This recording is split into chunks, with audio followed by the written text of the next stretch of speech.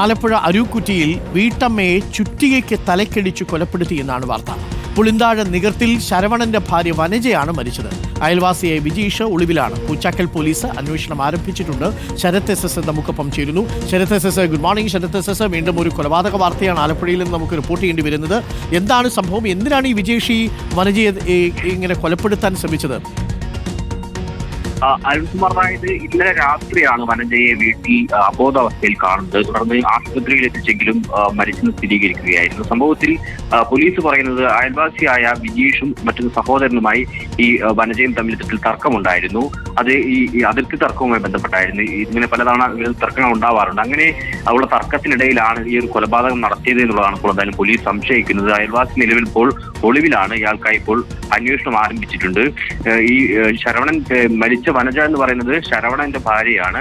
ഈ ബന്ധുക്കളാണ് വീട്ടിൽ വനജയെ തലക്കടിയേറ്റ് കിടക്കുന്ന നിലയിൽ കണ്ടത്. ഉടൻ ആശുപത്രിയിൽ എത്തിച്ചെങ്കിലും പിന്നീട് മരിച്ചെന്ന് സ്ഥിരീകരിക്കുകയായിരുന്നു. ഈ അതിർത്തി തർക്കം തന്നെയായിരിക്കാം കൊലപാതകത്തിന് കാരണമെന്നുള്ളതും പോലീസ് സംശയിക്കുന്നത്. തലക്കടിച്ച് കൊലപ്പെടുത്തിയത് വനജയെ?